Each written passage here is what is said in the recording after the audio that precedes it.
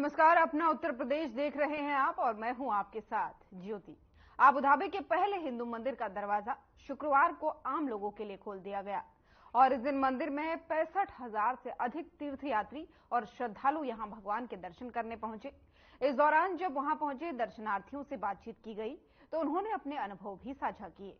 वहां मौजूद नेहा और पंकज, जो 40 वर्षों से आबू धाबी में रह रहे हैं, उन्होंने कहा कि वे काफी समय से इस पल का इंतजार कर रहे थे और BAPS मंदिर उनकी उम्मीदों से कहीं अधिक है। तो वहीं पोर्टलैंड USA से पीयूष कहते हैं कि BAPS मंदिर का उद्घाटन विविधता और समावेशन के प्रति UAE की प्रतिबद्धता का प्रमाण है। पीयूष आगे कहते हैं कि ये विभिन्न समुदायों के बीच एकता का एक सुंदर प्रतिनिधित्व है। तो वहीं मैक्सिको के लुइस ने कहा कि पत्थरों में वास्तुकला और जटिल विवरण अद्भुत है और वो भारत की सांस्कृतिक विरासत को देखने के लिए वास्तव में सराहना करते हैं। तो वहीं ब्रह्म विहरीदास ने कहा कि इसका ऐतिहासिक महत्व है।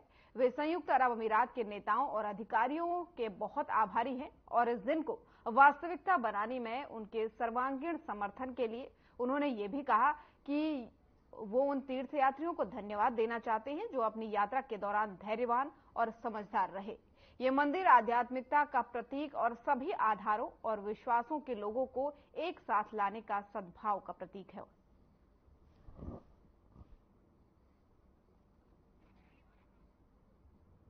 तो आबू धाबी से आपको ये खबर बता रहे हैं, जहां पर पहले हिंदू मंदिर का उद्घाटन बीते दिनों प्रधानमंत्री मोदी ने किया था और बीते शुक्रवार को इसे दर्शन के लिए आम लोगों के लिए खोल दिया गया है और पहले ही दिन दर्शन करने के लिए यहां पर 65,000 तीर्थयात्री पहुंचे। लोगों में उत्साह दिखा, लोग काफी खुश दिखे और जो लोग भी यहां दर्शन करने आए उन्होंने अपना अपना फीडबैक दिया। उन्होंने कहा कि काफी समय से लोग उसका इंतजार कर रहे थे कि कब यहां पर हिंदू मंदिर बनेगा, क्योंकि ये मांग काफी पुरानी थी और अब जब इसको साकार होते हुए देखा गया तो लोगों में काफी खुशी और उत्साह का माहौल भी देखा गया। तो लोग काफी यहाँ पर खुश नजर आए। उनका कहना था कि वर्षों का सपना उनका पूरा हुआ है और पहले ही दिन जब आम लोगों के लिए खोला गया मंदिर तो 65,000 लोगों ने यहाँ पर भगवान के दर्शन किए।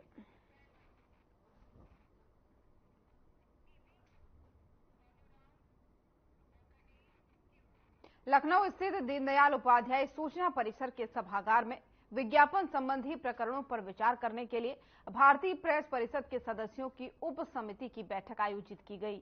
इस मौके पर विज्ञापन उप समिति के संयोजक सरदार गुरिंदर सिंह, सदस्यगण श्याम सिंह पंवार और आरती त्रिपाठी ने अखबार मालिकों की समस्याओं को विस्तार से सुना और साथ ही समस्याओं का निराकरण करवाने का भी उन्होंने आश्वासन दिया। आपको बता दें कि भारतीय प्रेस परिषद की उप समिति की बैठक में विज्ञापन संबंधित समस्याओं पर विचार विमर्श किया गया है।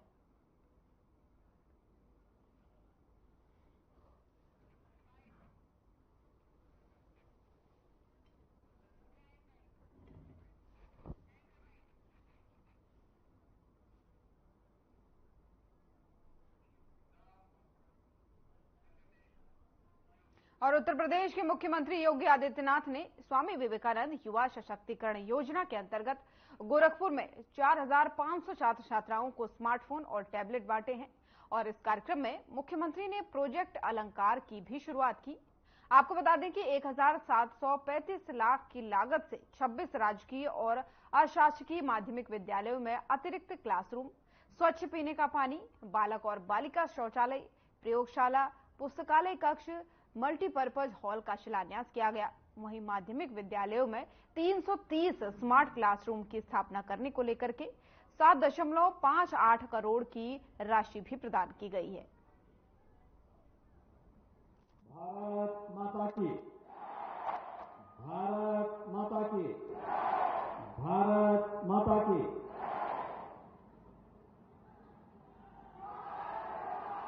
उत्तर प्रदेश की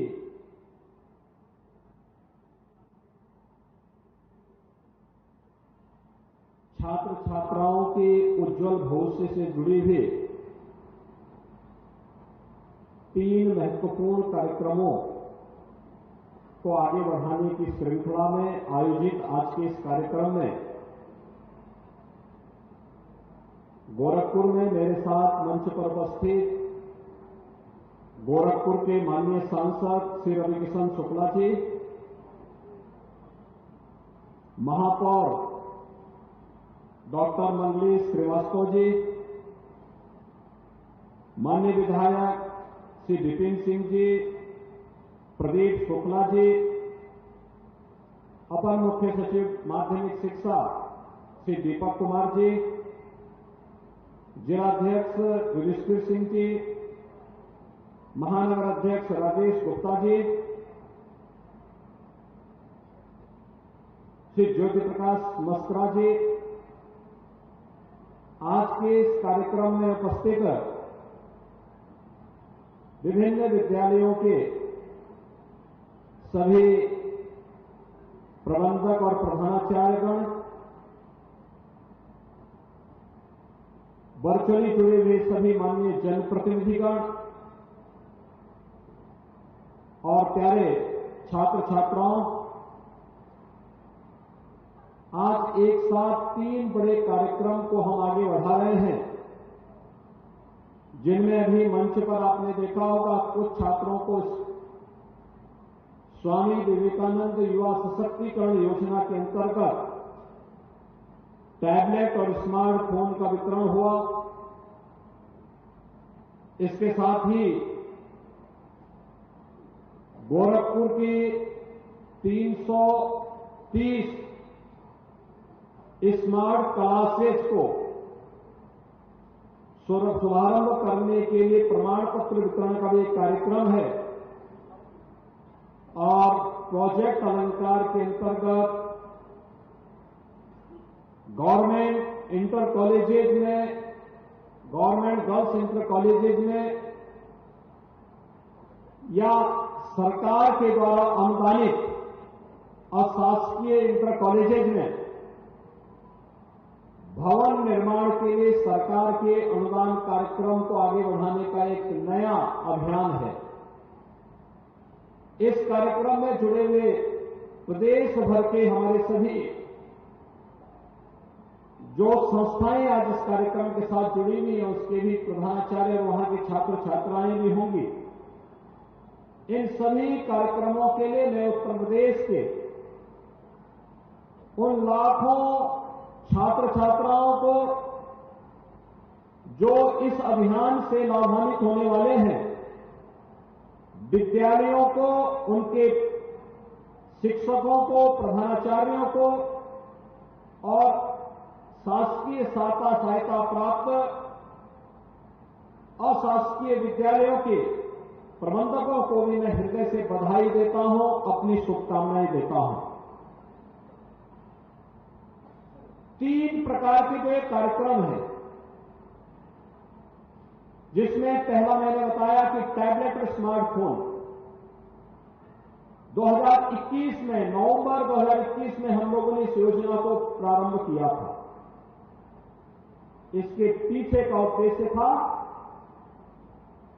कि हम प्रदेश की अपनी युवा शक्ति को डिजिटली सक्षम बना सकें।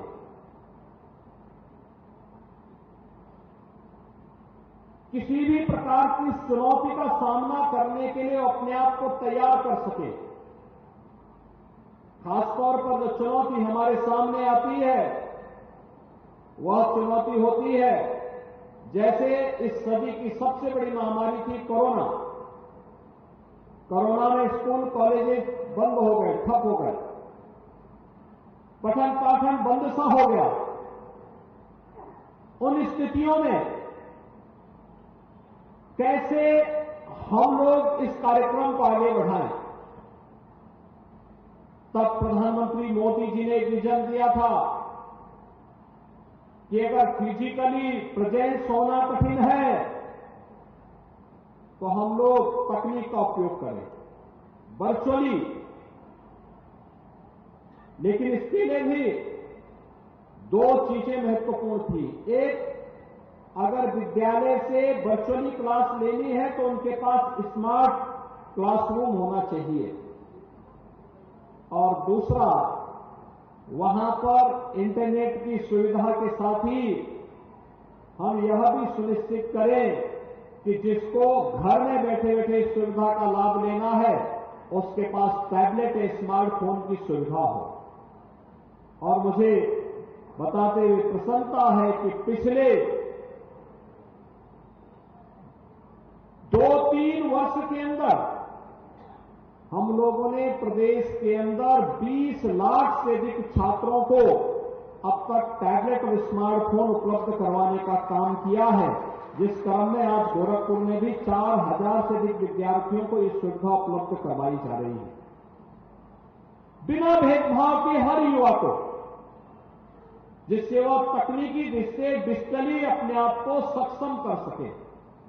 आप इसमें देखेंगे आपके टैबलेट स्मार्टफोन में केंद्र और राज्य सरकार की युवाओं से जुड़ी हुई सभी प्रकार की, छात्रों से जुड़ी हुई सभी प्रकार की योजनाओं को उसमें जोड़ा गया है।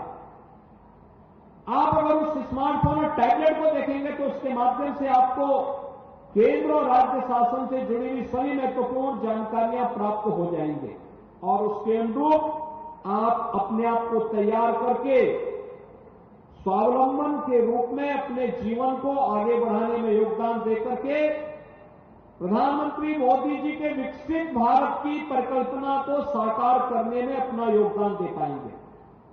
तो एक टैबलेट स्मार्टफोन वितरण का एक कार्यक्रम, इसमें हमें 2 करोड़ युवाओं को इस योजना के साथ जोड़ना है और यूपी को डिजिटल इंडिया मिशन के साथ देश के अग्रणी राज्य के रूप में स्थापित करना है। और इसके लिए इस बड़े कार्यक्रम में आज मुझे गोरखपुर में इतने युवा विद्यार्थियों के साथ जुड़ने का अवसर प्राप्त हुआ है, जिन्हें टैबलेट स्मार्टफोन प्राप्त हुआ है उन सबको मेरी बधाई। जिन्हें नहीं प्राप्त हुआ है वे इंतजार करें, उनको भी इस योजना का लाभ अवश्य प्राप्त होगा। इसके लिए मैं अभी से उनको अपनी शुभकामनाएं देता हूं। दूसरा है स्मार्ट क्लास का। आपने देखा होगा 141 विद्यालयों के 330 क्लासरूम में आज एक साथ स्मार्ट क्लास की स्थापना का कार्यक्रम भी CSR निधि से पैसा दिला रहे हैं। हर विद्यालय में 2-2 ऐसी क्लासरूम होंगी, जिस क्लासरूम में हम लोग विद्यार्थियों को इसके माध्यम से जोड़ देंगे और इसका उपयोग तो बहुत अच्छा हो सकता है। अगर संस्थाएं चाहेंगी तो उस स्मार्ट क्लास के साथ डिजिटल लाइब्रेरी को जोड़ सकते हैं, अच्छे कंटेंट को जोड़ करके अच्छा उस पाठ्यक्रम, किसी भी पाठ्यक्रम से जुड़े हुए अच्छे कंटेंट को जोड़ देंगे तो विद्यार्थी उससे बहुत लाभ ले सकते हैं। और आज मुझे बताते हुए प्रसन्नता है कि गोरखपुर के सभी गवर्नमेंट कॉलेजेस को, शासकीय सहायता प्राप्त कॉलेजेस को और अन्य महत्वपूर्ण संस्थाओं को भी इस सुविधा से जोड़ने का कार्य हो रहा है। मैं इसके लिए अब अगर स्मार्ट क्लास हो, टैबलेट और स्मार्टफोन हो, तो मैं विश्वास के साथ कह सकता हूं कि अब कोरोना जैसी महामारी भी आपके पठन पाठन को बाधित नहीं कर पाएगी, उसका मुकाबला आप आसानी से कर पाएंगे। लेकिन याद रखना, एक टैबलेट और स्मार्टफोन रवि किशन की फिल्म को देखने के लिए नहीं है। ये विद्यार्थियों को अपने पाठ्यक्रम के कंटेंट को देखने के लिए, डिजिटल लाइब्रेरी के साथ जुड़ने के लिए और अन्य कार्यक्रमों के साथ। कितने लोगों ने रवि किशन की फिल्म देखी है? उनको देख के मत खड़ा करना हाथ, वैसे बताओ, ठीक है। लेकिन ये इस फोन का उपयोग आप अपने पाठ्यक्रम में अपने आप को तकनीकी दृष्टि से सक्षम बनाने में, केंद्र की उन तमाम योजनाओं में क्या है, पीएम स्टार्टअप की योजना क्या है, पीएम स्टैंडअप की योजना क्या है, पीएम मुद्रा की योजना क्या है, ऐसे ही उत्तर प्रदेश के अंदर मुख्यमंत्री कन्या सुमंगला की योजना क्या है, वन डिस्ट्रिक्ट वन प्रोडक्ट की योजना क्या है, अब मुख्यमंत्री अभ्युदय की योजना क्या है। इन सभी योजनाओं की जानकारी लेने में आपको ये टैबलेट और स्मार्टफोन योगदान देगा। उसमें पाठ्यक्रम हो, उसके साथ एक प्रोग्राम, उसके प्रोग्राम के साथ ये सब जो उस एप्लीकेशन का पार्ट होगा, आप इसको देखेंगे, इसका लाभ आपको प्राप्त होगा, आपको भटकना नहीं पड़ेगा, बल्कि आपका टैबलेट और स्मार्टफोन ही इस सुविधा का लाभ आपको उपलब्ध करवा देगा। और मुझे लगता है कि आपको इसको बेहतर तरीके से अपने आप को इसके माध्यम से अब न केवल स्मार्ट सिटी होगी, बल्कि स्मार्ट युवा भी यूपी का होगा। यह योजना उसी दिशा से हम लोगों ने प्रस्तुत किया है। स्मार्ट क्लास और टैबलेट और स्मार्टफोन आपको स्मार्ट युवा के रूप में भी प्रस्तुत करेगा देश और दुनिया के सामने। तो इस कार्यक्रम को हम आगे बढ़ाने जा रहे हैं और इस कार्यक्रम के तहत आज इतने युवा विद्यार्थियों के साथ मुझे जुड़ने का अवसर प्राप्त हुआ है। जिन्हें सुविधा प्राप्त हो रही है उन सबको हृदय से बधाई, उन सबको मेरी शुभकामनाएं। जिन विद्यालयों में स्मार्ट क्लासेस लग रही हैं वे लोग इसका उपयोग जरूर करें, क्योंकि जो कंपनी लगा रही है वो कंपनी कुछ समय तक आपको सर्विस भी देगी, फ्री में सर्विस देगी, उनके लोग भी उसके साथ जुड़े होंगे। और अगर आप एक बार उसके साथ जुड़ जाएंगे, आपकी हिचक दूर हुई, तो आप देखेंगे लंबे समय तक आपको डिजिटली उतनी मजबूती प्राप्त होगी और आने वाले समय में आप अपने आप को, क्योंकि अब तो इतना आगे इसमें मजबूती के साथ पूरी दुनिया इधर भाग रही है, पूरी दुनिया इसके साथ जुड़ रही है। यानी हम लोग तो गांव-गांव में, कल हम लोगों ने उत्तर प्रदेश में कुछ नए कार्यक्रम प्रारंभ किए थे, जैसे मॉडल फेयर प्राइस शॉप। ये राशन की दुकानें अब हम मॉडल शॉप के रूप में विकसित कर रहे हैं और वहां पे कॉमन सर्विस सेंटर भी स्थापित कर रहे हैं। वहीं पे आप पूरे हम रेवेन्यू रिकॉर्ड को अब डिजिटली कर रहे हैं। अब उसमें लेखपाल को जरीब लगा के नापने की आवश्यकता नहीं पड़ेगी। उस समय के बाद आप देखना, वो तो एक जगह बैठ करके ही आप तय कर लेंगे कि आपकी जमीन का कोऑर्डिनेट क्या है और उसी के अनुरूप आपको आपकी जमीन पर कब्जा लेने से कोई वंचित नहीं कर सकता, क्योंकि वह तो आपके पास डिजिटली आपके पास एक प्रमाण हो जाएगा। एक बड़ा कार्यक्रम ऐसे ही, चाहे वो रेवेन्यू रिकॉर्ड हो, चाहे वो किसी भी अन्य प्रकार के कार्यक्रम, अगर आप यहां से सीखना प्रारंभ करेंगे तो आपको आने वाले समय में कहीं भी मात नहीं खानी पड़ेगी और अभी से उस सकारात्मक ऊर्जा के साथ जुड़ करके आपको अपने आप को आगे बढ़ाना है। और तीसरा कार्यक्रम हम लोग यहां पे जो प्रारंभ कर रहे हैं, जो प्रदेश की सबसे बड़ी योजना है, और वह है प्रोजेक्ट अलंकार। ये बहुत बड़ा कार्यक्रम है। मैं अक्सर जाता था, देखता था, मैं जिस भी जनपदों में जाता था, पुराने विद्यालय जितने भी थे, इंटर कॉलेजेस थे, देखा ना 3-3 लोग, महापौर भी, सेजनवा के विधायक भी, महानगर अध्यक्ष भी इस इंटर कॉलेज से पढ़े हुए हैं, लेकिन भवन बहुत जर्जर है।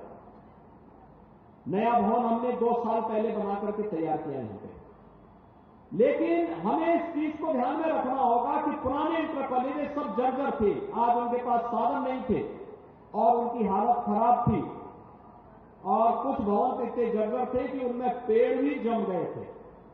मेरी सबसे पहले विद्यालयों के प्रधानाचार्यों से भी और जो शासकीय सहायता प्राप्त और शासकीय विद्यालय उनके प्रबंधकों से मेरी अपील होगी कि उन विद्यालयों की नियमित साफ सफाई की व्यवस्था वे लोग किया करें, पेड़ न उगने दें, बरसात के पहले भी और बरसात के बाद भी छतों को साफ करके रखिए, नियमित साफ सफाई की व्यवस्था होनी चाहिए, साल भर में एक बार पुताई रंगाई का कार्यक्रम कराना चाहिए जिससे लंबी आयु उस विद्यालय की हो और वह एक लंबे समय तक, लेकिन 70 साल, 100 साल, 90 साल, 60। और गोरखपुर में मुख्यमंत्री योगी आदित्यनाथ ने रविवार को जनपद के ताल नदौर में पूर्वी उत्तर प्रदेश के पहले पशु चिकित्सा विज्ञान महाविद्यालय का भूमि पूजन और शिलान्यास किया। 80 एकड़ में बनने वाले इस महाविद्यालय के निर्माण पर करीब 350 करोड़ रुपए की लागत आएगी। यहाँ पर आपको लगभग 300 करोड़ रुपए की लागत का गोरखपुर समेत पूर्वी उत्तर प्रदेश का पहला चिकित्सा महाविद्यालय प्राप्त हो रहा है। मैं इसके लिए आप सबको हृदय से बधाई देता हूं, अपनी शुभकामनाएं देता हूं।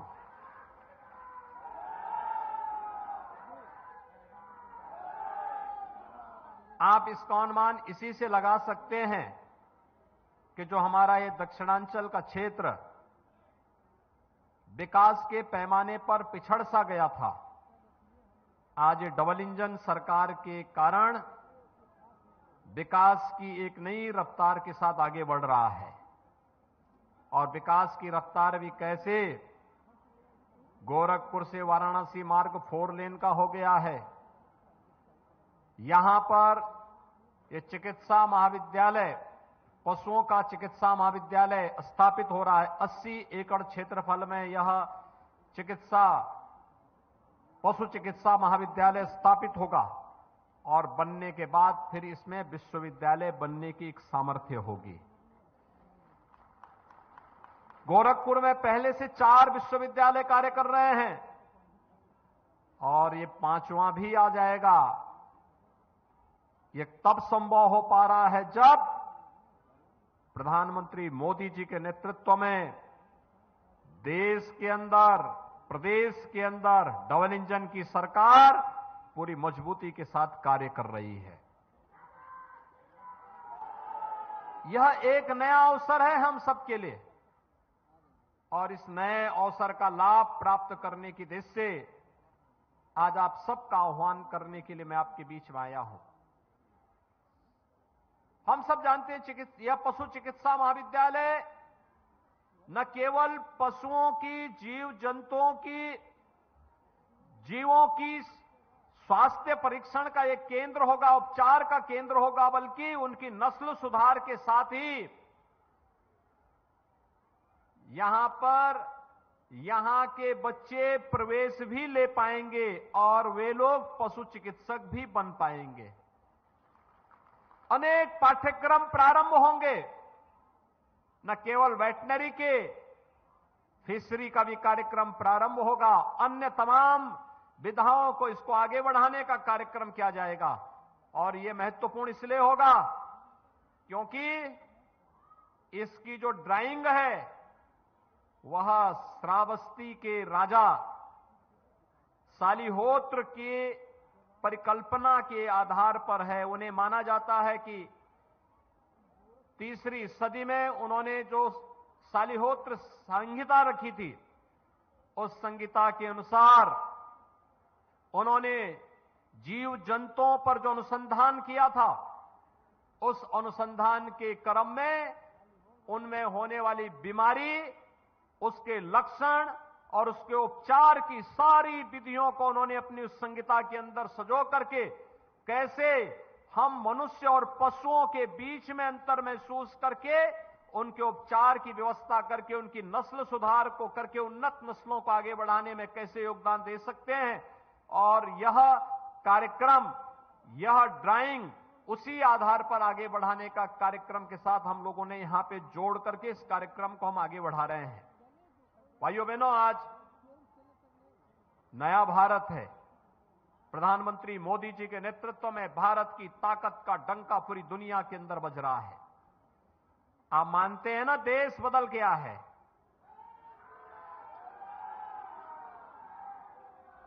और यह सब तब संभव हो पाया है जब देश की जनता ने 2014 में देश की बागडोर प्रधानमंत्री मोदी जी के हाथों में सौंपी। नहीं तो पुराना डर्रा क्या था? 14 के पहले लोग थे, क्या बोलते थे? कुछ नहीं हो सकता, कुछ नहीं कर सकते। और आज तो देखिए, कांग्रेस के समय, विरोधी दलों के समय में गोरखपुर का खाद कारखाना बंद हुआ, मोदी जी की सरकार आई, मोदी जी ने उसको चालू कर दिया। फर्टिलाइजर कारखाना चालू हो गया ना, चालू हो गया ना। गोरखपुर में एम्स बन गया ना।